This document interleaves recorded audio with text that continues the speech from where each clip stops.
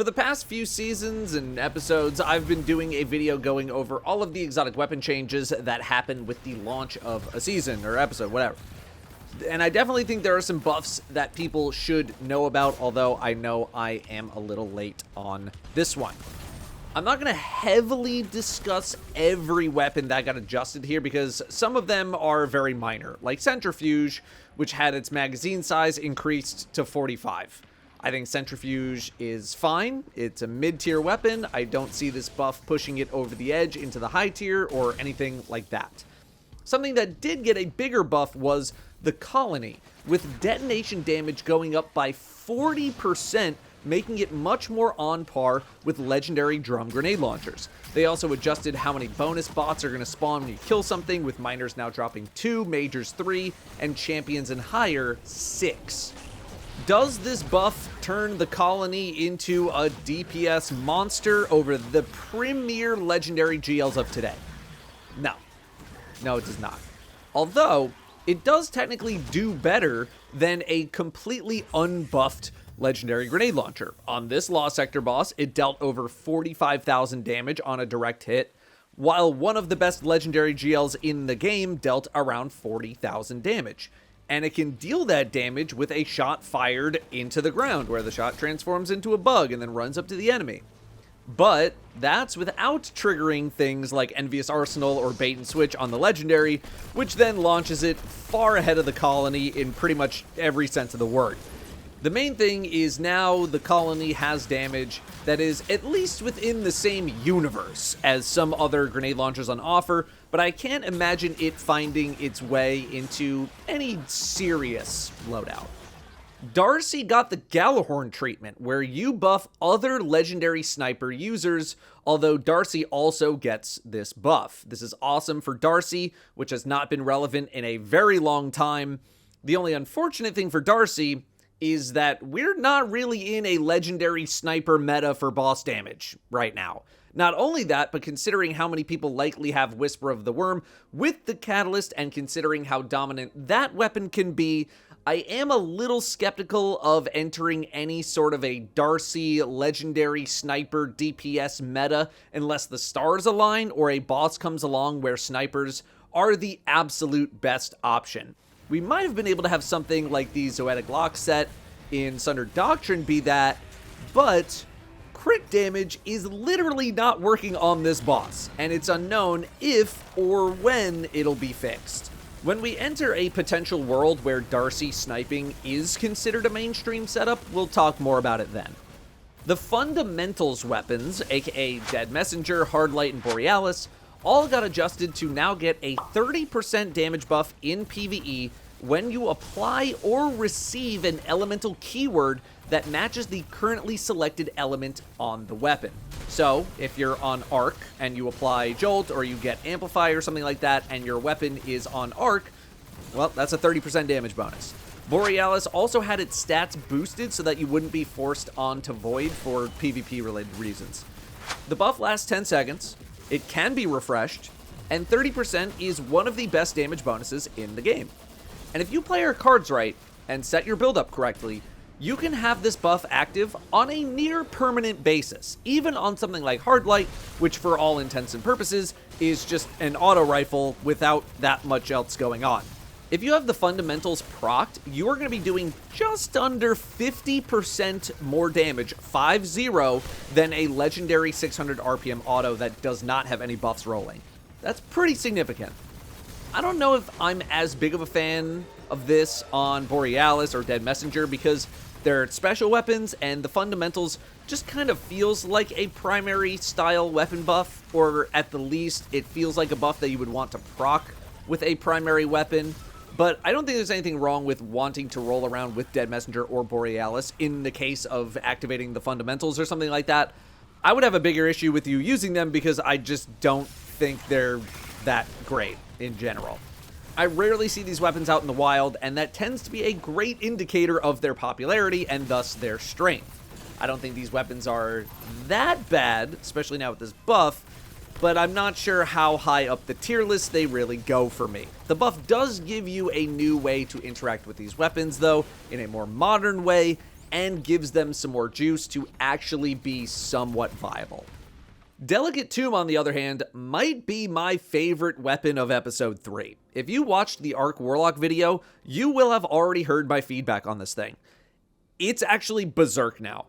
Chance to generate ionic traces from miners increased by more than double. It's 4 to 10%. The PvE damage bonus on Tempest Cascade is now 100%, up from 30, and the timer is gone, so you can stow the shot indefinitely. This is an Arc Warlock's dream weapon, and by extension, any other setup that can generate a lot of ionic traces, although that's mainly Warlock territory. I have nothing but good to say about this weapon, provided you're using it in a setup that will enable its success. If you have not used this thing in a while, which I'm guessing is basically everyone watching this video, you absolutely should, especially while Arc Warlock continues to be insane with Geomag stabilizers. Something on Arc Warlock will get nerfed eventually. Yes, particle reconstruction is helping a bit, and yes, this episode's artifact is helping a bit too. So at the very least, use it during this episode while things are nuts. Staying on fusions, Lawrence Driver got a pretty slight buff, where picking up the telemetry patterns from killing a marked target gives 1 ammo, and picking up 3 without dying gives you 6 ammo. Not sure how much this is going to move the needle for people, but it's some nice passive ammo incoming every so often. It's not bad. Fourth Horseman, seemingly out of nowhere, got nerfed, reduced the rate of fire slightly, and returns ammo from reserves to the magazine per kill. I don't really know what this was spurred from, but the Fourth Horseman will continue to be a niche pick. Acreus got some adjustments as well, but I don't think it really does that much to the weapon. When it's a good pick, it tends to be an insanely good pick, and when it's not a good pick, it tends to be an insanely not good pick, almost regardless of what Bungie chooses to do to this weapon. Lord of Wolves is completely busted. It's broken, like it's not supposed to be working the way that it's working right now. It is absolutely destroying bosses where it is possible to be used, and all you need to do is just hold down the trigger and hip fire. I'm not sure on the timeline of it being fixed, so right now it's one of those enjoy it while it lasts kind of weapons. I wouldn't use it for everything, but there are Templar farming groups who are going crazy with this thing, and I'm sure that's not all. We can give it another look whenever it gets adjusted back to normal, if I think we need to discuss it.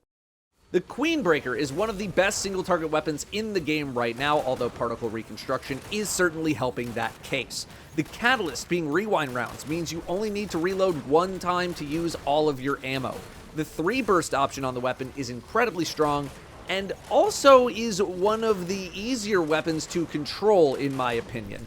I have historically disliked 3-burst linears for their slight inconsistencies, but Queenbreaker has been very easy to use for me. Or maybe it's just that I've gotten a lot of practice on it recently, and it actually hasn't really been that bad in the first place. Either way, this is another weapon that if you're not already using it for your single target needs, at least in this episode, you should be. We talked about this weapon already in a recent video, so I'm going to keep this one brief. I just did a video on Barrow Dyad comparing it to Quicksilver, and I actually forgot that Bungie did actually roll back some of the nerf that Quicksilver received a little while ago, although not by a ton or anything. I still think Quicksilver is an excellent weapon overall, but I have fell off the wagon mainly due to weapon fatigue. There are very few weapons that I use for a super long time. Sometimes something better comes along, or I just want to change things up because I'm bored, or maybe the artifact or the build of the week was supporting it a bit more than usual. Quicksilver is pretty much that exact case. It's still a great weapon, but I think there's some other stuff to use now, especially in a prismatic sandbox, and after using it for basically a year straight, I just got a little tired of it. Telesto got some rather significant changes to its main perk and catalyst, Harbinger's Pulse. It used to refill both your kinetic and Telesto from reserves on multi-kill. It's now just Telesto, but it triggers on any void kill, not just Telesto. The kill requirement to proc it is now 3, up from 2, but Telesto kills count as double, so it's just harder to make happen with non-Telesto kills. And the multi-kill timer increased from 2 to 4.5 seconds, so you have longer to make it happen. All that jargon being said, I am still finding multi-kill procs to be annoying when actually using Telesto. I've just been mowing things down with corrective measure for more reliability. Now, none of that sounds exciting. It probably just sounded like word vomit. But then we get to the catalyst, Harbinger's Vestiges, where after you activate Harbinger's Pulse 3 times, and the game will tell you when you have Telesto out, you can special reload Telesto to rain down projectiles on your next direct hit. I hit up my resident Telesto expert, aka my friend who thought the buff was funny and wanted to try it out, and they've been enjoying it. They employ the use of the artifact plus multiple weapons to help trigger, including the use of a primary weapon with osmosis and a destabilizing rounds corrective measure to help push things along. Again, though, I think the timing window still feels kind of weird. I feel like I should have more stacks of Harbingers than I actually end up getting after killing a few enemies. And particle reconstruction is also helping out in a big way. When it comes to single target against a champion or something like that, something beefy, with Void Surge active, it can outright kill or severely harm to finisher range most champions depending on difficulty. But you know what also does well against a champion? Just shooting Telesto a couple more times without needing to get maximum Harbinger stacks and then special reloading. In a non-single target environment, maybe you want to drop a shot in the middle of a crowd or something like that, it does okay.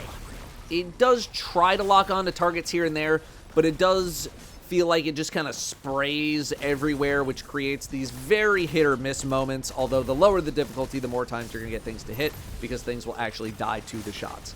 I would prefer to use this thing in more single target scenarios as opposed to any kind of an AoE situation. I think the buff is very novel. I think it's a fun idea for the weapon, and shockingly, this new edition didn't actually break the weapon, which feels like a first. If there is a time to use Telesto, I would think that it's now. With all the Void stuff in the artifact and particle reconstruction, it's also working with Unstoppable. After that's all gone, I would want to reevaluate, but I would be skeptical of its performance after the artifact leaves. Wordcliff Coil also got a slight buff where you give bolt charge to nearby allies for every other rocket that fires. Wordcliff is another one of those weapons where it's either the best option or just kind of terrible. So while this is a nice bonus, I'm guessing this is not going to do a ton for the weapon's popularity. Finally, I leave glaives until the end because I know only a very small amount of people actually play with them. First up, the previously class-exclusive exotic glaives are now no longer class-exclusive. Next, the special shot is no longer tied to glaive energy and is now based on hits with the glaive, both melee and ranged, where you need 6 in order to activate their exclusive effects. Hunter now gets jolting feedback on theirs, Titan gets destabilizing rounds, and Warlock gets incandescent and a heal pulse. Next, Vexcalibur got a big set of buffs. Triggering Perpetual Loophole now fills your glaive energy, slightly increased overshield generation when guarding, increased secret damage bonus versus Vex enemies to 25% up from 10%, and it now briefly disorients non-boss Vex with a melee attack, making this thing very good against the Vex, which makes sense given where we got it from. These buffs feel like they're for people actually using glaives, and don't feel necessarily designed to get non-glavers onto glaives. That being said, no bell in the artifact feels like a godsend to glaive enjoyers out there, and I have it on very good authority that Vexcalibur on Titan with the Banner of War aspect turns you into an unkillable murder machine with free overshields, free healing, insane damage resist with the blocking, and all the bonuses of Vexcalibur as well. On top of that, you have Hold the Line also in the artifact supporting you there too. It's one of those setups where if you don't know what you're doing with it, you're probably going to get crushed. Like, it's not just some copy-paste build that you do. But if you get some practice and lock in, you should just be crushing everything in sight. At least while the artifact is around. After that, we'll see. So, those are your exotic weapon buffs for episode 3. Again, I know a little bit late, but we still got plenty of time left in this episode, and with Rights of the Nine coming around soon, you're going to want to bring your best stuff. Thanks very much for watching. I'll see you next time.